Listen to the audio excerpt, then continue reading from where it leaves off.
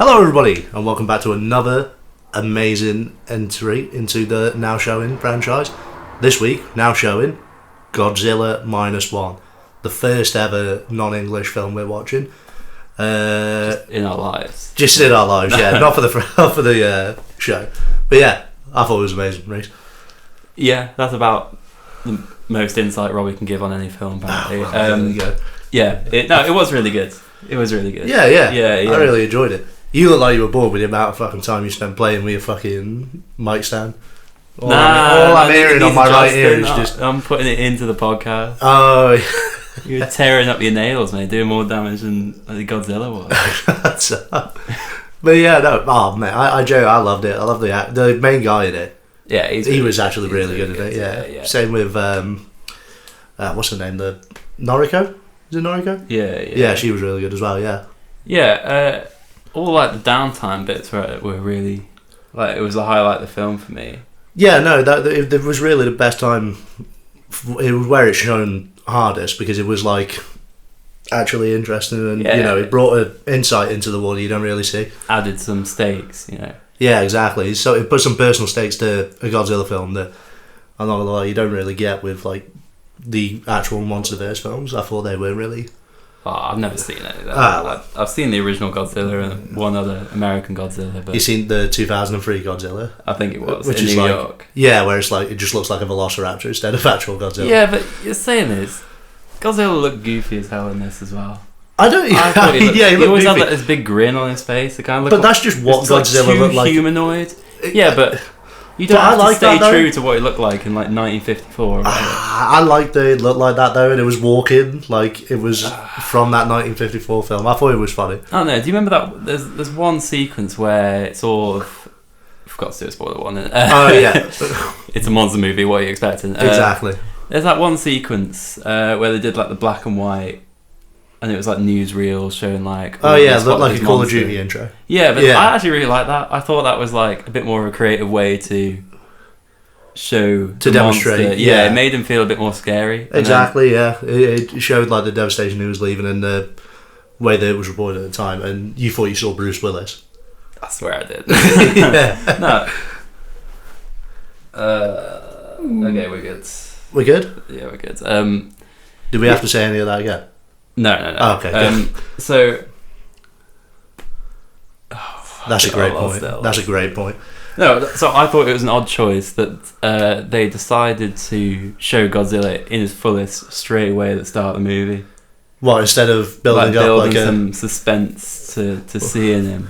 Well, I think it's wise that they shot that at night because it does kind of hide like what he is in his like true form, if you get what I mean. Yeah, you don't really see it. The CGI is. Nah, the CGI ain't bad. It's not bad. But it's... Do you know what the budget for the film was?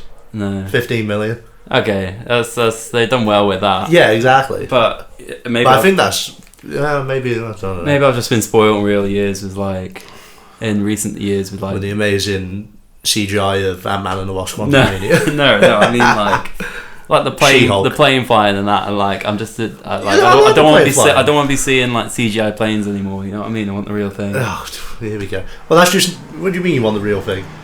What, a flying plane? Is that you just said that you really liked how CGI's gone better over the years. No, that's not what I was saying. I was saying that like there's been some sort of return to practical effects. Yeah, I like the return to practical effects. Yeah, so do I, and that's what I was missing in that. But if it's low budget, I think it was really low budget. That's allowed. I mean, I should have got the actual Godzilla films up for comparison, but I'm pretty sure the actual Godzilla films get like a good 100 mil on their budget, something similar to that. See, this is what I like about the film is that they do so much with such little budget. Yeah, definitely. Like you're not really missing anything. No. The set design was really cool, like in the bombed out city and that. I really did enjoy that. Exactly, yeah, and I love the set pieces that they have as well when it comes to. Like, the sequences that unfold in the film. Like, when Godzilla first does his little nuke breath. See, that's something I wanted to come on to, right? And he blasted, and it's a fucking nuke. Yeah, it is like, that's a really cool scene. And then, like, he comes out, like, everything's destroyed, and then it starts, like, raining down dirt or whatever it was. I was like, That's actually really good. Yeah, that is such a beautifully shot scene. Are you picking up on any of the parallels here, Robbie? Any of the subtle themes in this film that are really hard to work out? Now, they don't make it obvious, but I think really? They're drawing some parallels between Godzilla and the war, and maybe the nuke. Yes, Godzilla was created to be a parallel to. Yeah, that's what it was. Yeah, at least in the original film. They really go hard on it in this one. Yeah, no. I haven't got a problem with that though. Yeah, I really enjoy it because it's one of the only films I've seen which actually show post-war Japan. Yeah, I've never seen that in any other film apart from I don't know if they show it. And it really shows the human elements of these bombs going off. You know, it's almost as devastating as this mic stand. This mic stand's killing me, man. Yeah, no, it really shows the effect they had on the people. Like the start of the film, where you see the main character Yuichi, he's a failed kamikaze pilot because he, believe it or not, didn't want to kill himself. Yeah, see, this for is a war that was already lost to them. So he was like, okay, I'm not going to that. Yeah, but this is a bit unrealistic because actually kamikaze pilots were basically brainwashed into needing to kill themselves. So a lot of them came back and then killed themselves after war. No, well they had no self-preservation. So he comes back and he's like, oh no, I want to keep living. I want to do all this. Not very well. Realistic. No, he didn't start off that way. When he came back, he was having dreams about wanting to die practically, I think. With the way that he was portrayed as oh yeah, I'm just going to kill myself. And he was going to kill himself up until the very end of the movie, where he was told, oh yeah, you got a jet button now. Yeah, which we all saw coming. I didn't see it coming. Wow. Mine was 50-50. I thought this film could end with him dying. And they wouldn't lose anything because of it, so I thought maybe they could do it like that. As a way of making the film come full circle. Your head's getting blocked by the microphone. Oh, quality. What I noticed when he first looked inside that plane is he was reading something on the seat, and I just assumed it was. I saw him reading something, so I was like, "Oh, is that?" I knew straight away that it was a jet seat. The end of the movie, spoiler, is stupid as well. Yeah, the ending goes for a bit too happy of an ending. Yeah, we don't need that. The death was pretty impactful of Noriko, right? Exactly, yeah. And then just bringing her back at the end, completely unscathed after being slapped in the face with basically a nuclear bomb. Kind of undermines all the parallels of the worst shockwave that could possibly hit you, and it's she's got bandage over her eye, maybe a broken arm. That's what I got a bit of a problem with, how this is trying to be a parallel to the nuclear bomb and everything. Is it's still just a blockbuster film in the end of the day. I don't think it's a blockbuster film. What do you mean a parallel? I mean, you think just because it's a blockbuster film, it can't have that parallel to a nuclear bomb? No, but it has the parallel, and then completely undermines it by, oh, she's fine. You know what I mean? I don't think it's going to completely undermine the whole film, though. No, I'm just saying it's undermining the message. It's still a fun movie. Yeah, no, it is. It's a beautiful but movie. I would have liked them to be a bit more brave with the emotional sort of things, like realistically. And at the end of the film, nobody dies. Godzilla. No, he doesn't. No, he doesn't. No. Mate, your point's getting undermined by the microphone. Yeah, I fucking know. Just put it.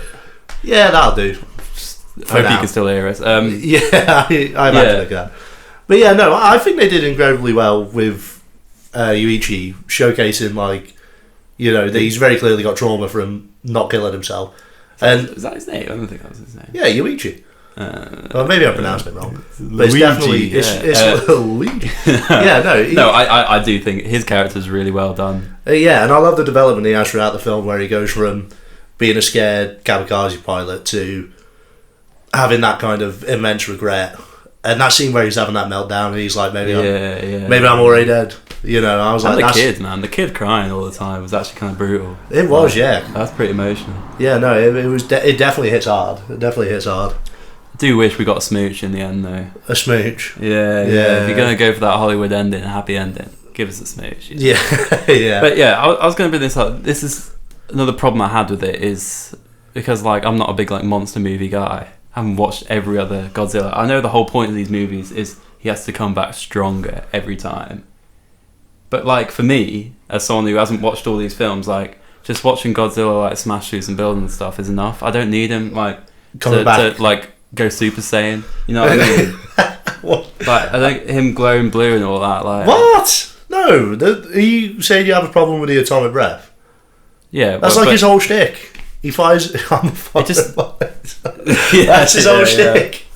I know, like it sounds so stupid to say jump the shark. They've really jumped the shark in a movie about a giant fucking. You know what I mean? Or maybe they should have just saved it for the end instead of just him like. Well, no, because they saved it for the end, and then you lose the impact of the fucking scene where his wife dies. Yeah, but you could have just like fucking walked over the city and smashed it up. I don't know. Like again, like maybe pacing wise, I think it's a very fast paced film. You know what I mean? No. Really? You don't think that? No, I thought it was pretty decently paced because there's a lot of dialogue. It's more dialogue than it is action. Yeah. That's why I thought it should be. Yeah, that's why I thought it was good pacing. Like for me, it kind of felt like a roller coaster ride. You know, like or just like which I guess a monster movie is meant to, but like. Well, I wouldn't sit here and say it's meant to be a roller coaster ride. I mean, like the film's design is it's the same as any film's design. That's why I don't really get when people say it's a roller coaster design because. Films are always interspersed with action. Like when you see a film like Indiana Jones, it's never like just a slow build up to a climax of action. It's no, but there should be more build up. I don't know. There was a lot of build up. In a weird way, like I kind of appreciate it, but like you'll go from one scene where they're just like minor bit of planning or something, and then boom, Godzilla's on the screen. Minor bit of planning. Oh, you know what I mean. They spent like 3/4 of an hour. I felt like doing the fucking plan for sinking him. Okay, half an hour. They spent half an hour. It's 2 hour. It's 2 hour. Mate, they were chatting about that like plan like I swear it was less than halfway through the film. And I'm like, that seems pretty early to me. What the plan to sink him and rise him? Yeah. Yeah, no. That was a cool plan, by the way. It was a very cool. That was great. Yeah, I really liked it. Yeah, it didn't work, but no, but I like the fact that it didn't work as well. Yeah. Because they just sunk him and rose him, and then he was like... well, yeah, the geese in the plane would just be like, I guess I'll just go land. Mate. Fucking that scene where he gets sunk to the bar, he just gets flipped off like a light switch. Yeah. I don't know what that was meant to say. What? No, that was just like it's done something to him. It's weakened him. It's weakened him. Yeah. And when he came back up, he was missing a load of skin. Yeah. Or scales, I guess. Yeah. Yeah, I was like, something's happened. Still look goofy. Still could like stand on water, like... Because he's got a fat ass. He's Jesus, bro. Because he's Jesus, yeah. He's just buoyant. Like, some things are just buoyant. You drop a bowling ball in water, it floats. Yeah, I guess. He's just got some good balance, I guess. Exactly, maybe I'm reading a bit too deep. Not very realistic film, guys. Not very grounded reality, this one. I love his design. I really don't. I think the scales on the back that shoot up when he's fucking... I just thought that was a bit stupid. He looked cool in the water. About it, though? But I don't know. It's just like you're gonna laugh me if I'm saying like believability. But, oh my god! Obviously, I'm gonna laugh you because you're talking about believability. I get more engaged. No, but that doesn't just mean you could do whatever you want. Like I say, I'd be more engaged. It's a stylistic choice. I'd be more engaged if he wasn't like a kamikaze pilot because I didn't find that realistic. Oh my god! If you respect any of the history in the and you're gonna laugh at me. Why can't we have like some respect to like history and realism? And what do you mean respect to history? Cool. It literally, it's one of the only films to portray post-war Japan. The whole point of it. I'm sure it's not one of the only films that you've seen. How many films can you name that portray post-war Japan? Any recent film in Japan that's post-war? Oh my god, mate. No, I don't think that's an unreasonable request. You know what I mean? You can still have fantasy while also like delving into some more realistic elements. That's what they did. I'm sorry, the struggle to get money after the fucking, Yeah, but then... And then he gets a job blowing up mines and that. But then suddenly this group of like 50 civilians have like 4 massive warships. Yeah, because they were decommissioned. What are they going to do? And they're just sitting there like anyone can take them, like... because the guy who leads is a general. The guy who's like leading the operation. So he just like he can just take him whenever he wants. Nah, I don't believe it. No, because the army's not fucking up to much. Well, you're saying this, but then like one of the big themes was like how the Japanese are like controlling their people, censoring everything. Yeah, ain't controlling that. Yeah, it sounds like you can just do what you want. The government and the general saying, "All right, I'll see you later." Nah.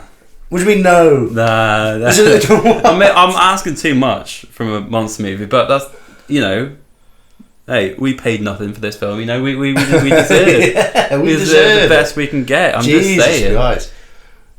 That is genuinely. Maybe this is just like my problem with like monster movies and that, and like in general. I just like, I guess it's just not for me. But yeah, it's just a genre that I don't think is for you. But I really enjoyed the film. Still, I thought it was like just a good fun time. I just thought like, you know. Yeah, it was a great... Good fun time, like that's fine. But if you want to be getting the 8s and the 9s and everything, mate, they were getting serious with it. It's got an 8 from me. Really, better than Human Traffic. Yes, it's better than Human Traffic. Hey, I'll give this. It's better than Human Traffic. No, it's not. I mean, my god, no! I'll give this a 7. A 7.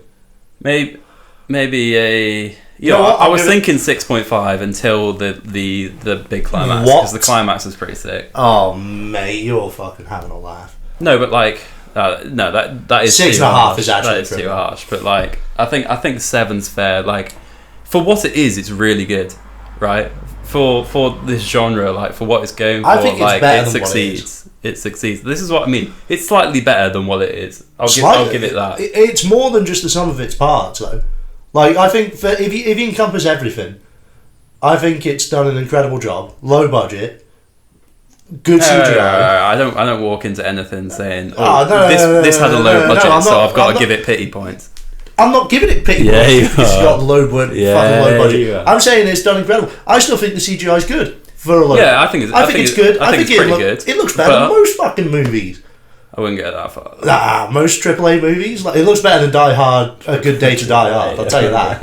It looks better than most AAA movies. Another Bruce Willis film. Yeah, I give it an 8.5 easily. 8.5 easily. That is a bit insane. Easily 8.5. Like when you put this on like the grand acting, spectrum, beautiful story about finding. Beautiful. What I'm sorry, it's a nice story. It's a nice story. It's a beautiful story about redemption and coming to terms with trauma and PTSD. What do you want me to do? Sit here and say like an IQ of like 5? Yeah, it's a nice story. It's not exactly complex, is it? It's not exactly complex. Mate, you'd rather sit here and say, yeah, no, I love a story about taking drugs. Well, it's more not better than this. No, it isn't. It's not more interesting.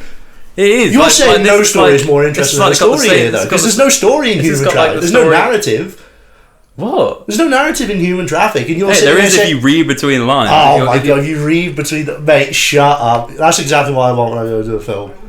I'm gonna go in. Carry on. Yeah, like you're saying, read between the lines. Like, what are you talking about? That's art. If I read between the lines, what is the story?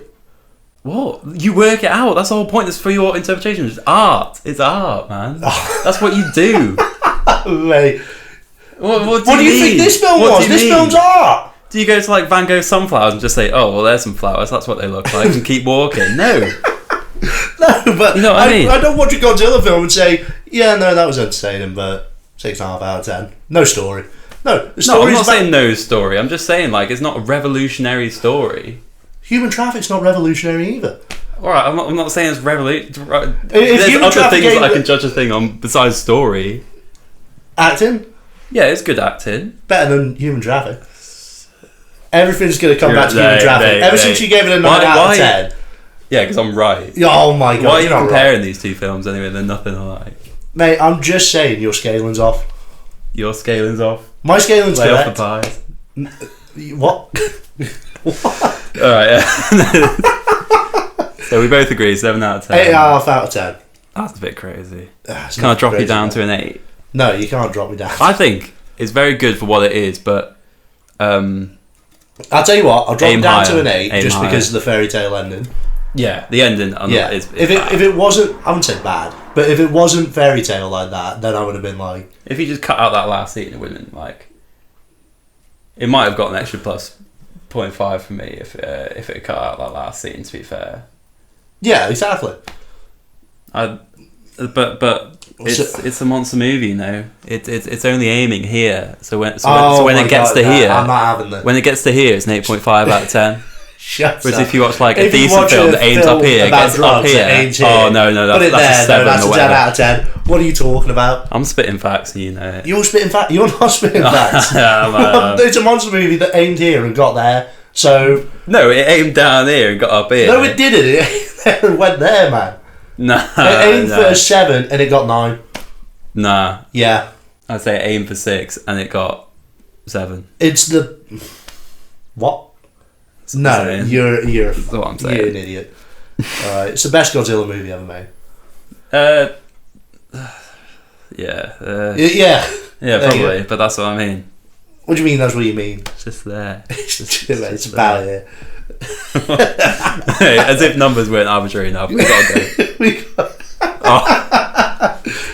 Alright, we're back. You may notice a drop in quality. We've had to start using Reese's phone. No, you've started talking. That's dropping quality. Oh, okay, brilliant. But yeah, no, we've ran out of space, so I think it's about time we outro the video. True. Yeah, so to conclude, 8.5 out of 10. 7. Terrible. Thank you very much for watching. Whose pick is it next week? It's your pick, so come on. Big bollocks in it. Oh, mate, well, Hopefully you can find a film that aims like underneath the table right here. And then it just gets about here and you can give it like an 11 out of 10. That's about it. Yeah. Well, mate, it's arbitrary. It's all fucking conditional. 0 could be down there. You never know. Exactly. Yeah. But yeah, no, as always, I've been the Wobbs. I've been Serene. This has been Now Showing. And next week, I don't know what we're watching. I'll figure it out. It's a surprise. Yeah. But yeah, we've been Now Showing. And we're out. Time. All right. What'd you say?